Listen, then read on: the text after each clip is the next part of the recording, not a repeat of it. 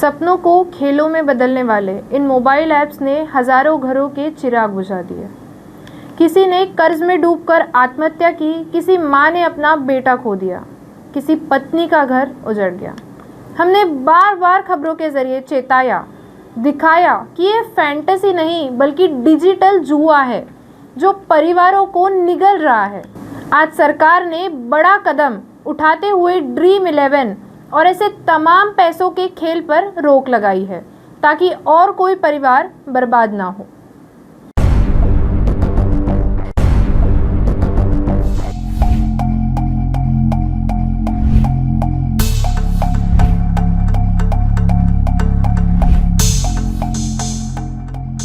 सोचिए, एक पिता अपने बेटे की पढ़ाई के लिए उधार लेता है, लेकिन वही बेटा मोबाइल पर फैंटेसी टीम बनाते बनाते उस पूरे उधार को हार जाता है। सोचिए, एक मजदूर जो रोजाना 500 रुपए कमाता है, वो भी किस्मत बदलने के चक्कर में यही रकम ऐप में डाल देता है और फिर हारा हुआ पैसा कभी वापस नहीं आता। इन ऐप्स ने सिर्फ पैसे नहीं छीने बल्कि उम्मीदें, रिश्ते और कई परिवारों की जिंदगी निगल ली। देश के कई हिस्सों से ऐसी मार्मिक खबरें आ रही हैं। बेटा कर्ज चुकाने में नाकाम रहा और आत्महत्या कर ली। पिता ने अपनी जमीन बेच दी लेकिन हार गया और माँ बाप के बुढ़ापे की लाठी एक मोबाइल गेम के जाल में टूट गई। यानी खेल के नाम पर शुरू हुई यह आदत धीरे धीरे डिजिटल जुए में बदल गई और इसकी सबसे बड़ी कीमत समाज ने चुकाई। तकनीकी डेटा और जांच की हकीकत, सरकारी रिपोर्ट्स और एनसीआरबी के आंकड़े साफ बताते हैं कि लगभग 80 से 85% यूजर हमेशा घाटे में रहते हैं। सिर्फ पिछले 2 वर्षों में 700 से अधिक आत्महत्याएं सीधे ऑनलाइन गेमिंग और सट्टेबाजी से जुड़ी पाई गई हैं। महाराष्ट्र, कर्नाटक, आंध्र प्रदेश और तमिलनाडु इस लत से सबसे ज्यादा प्रभावित रहे हैं। भारत का online real money gaming market 16,000 crore रुपए से भी बड़ा हो चुका था।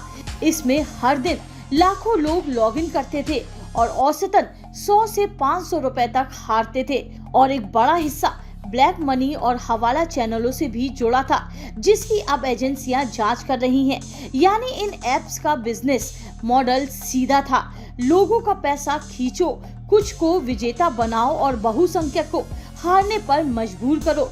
असल में ये किसी भी खेल से ज्यादा एक मशीनी लूट थी। सरकार का बड़ा कदम, लोगों के विरोध, मीडिया की लगातार आवाज और समाज के टूटते ढांचे को देखकर आखिरकार सरकार हरकत में आई। भारत सरकार ने ड्रीम 11, MPL, रमी सर्किल, विंजू, जंगली रमी और ऐसे कई ऐप्स पर बैन लगा दिया। केंद्र का साफ कहना है कि यह कदम युवाओं और आम नागरिकों को लत और बर्बादी से बचाने के लिए है। डिजिटल प्लेटफॉर्म पर हो रहे आर्थिक शोषण और धोखाधड़ी को रोकने के लिए है और देश की अर्थव्यवस्था को काले धन की इस नई सुरंग से बचाने के लिए है। कुछ राज्यों ने पहले ही इस तरह के ऐप्स पर प्रतिबंध लगा दिया था। अब केंद्र स्तर पर इसे कानूनी और राष्ट्रीय प्रतिबंध के दायरे में लाया गया है। जनता से अपील, लेकिन सरकार का कदम ही काफी नहीं है। जरूरी है हम और आप भी जागरूक हो, खेल और जुए के बीच फर्क समझे, बच्चों को, युवाओं को इन ऐप्स की असली सच्चाई बताएं और अगर कोई पहले से फंस चुका है तो उसकी मदद करें, क्योंकि तकनीक जितनी ताकत देती है उतना ही बड़ा जाल भी बुन सकती है।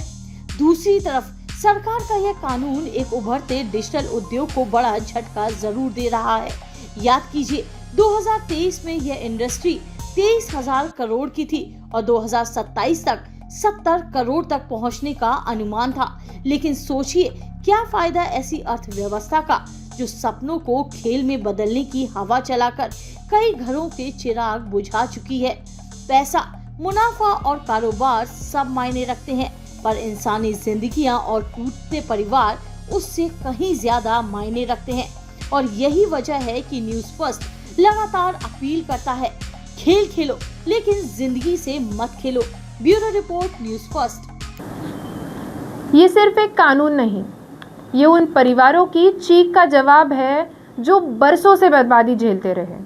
ये उन माँ बाप की जीत है जिन्होंने अपने बच्चों को स्क्रीन की लत से खो दिया। ये उन युवाओं के लिए भी सीख है जिनकी मेहनत की कमाई चंद क्लिक में लूट ली जाती थी। सरकार का ये कदम सिर्फ ऐप्स पर बैन नहीं है, बल्कि समाज को बचाने का संकल्प है। अब जिम्मेदारी हमारी है अपने बच्चों को समझाने की, अपने परिवार को बचाने की और टेक्नोलॉजी को सही दिशा देने की। क्योंकि याद रखिए, गेम्स मज़े के लिए है, ज़िंदगी बर्बाद करने के लिए नहीं। खेल खेलिए, लेकिन ज़िंदगी से मत खेलिए। मैं हूँ सृष्टि, आप देख रहे हैं न्यूज़ फर्स्ट। हमारा हर शब्द समाज की आवाज, हमारी हर पहल निष्पक्षता का कदम। आपकी हर समस्या में आपसे पहले दिखेंगे हम हैं न्यूज फर्स्ट। ईश्वर का सच, हमारा साहस और आपका विश्वास। सच, साहस और विश्वास। अगर आप ये वीडियो YouTube पर देख रहे हैं तो हमारे चैनल को सब्सक्राइब कर बेल आइकन दबाएं।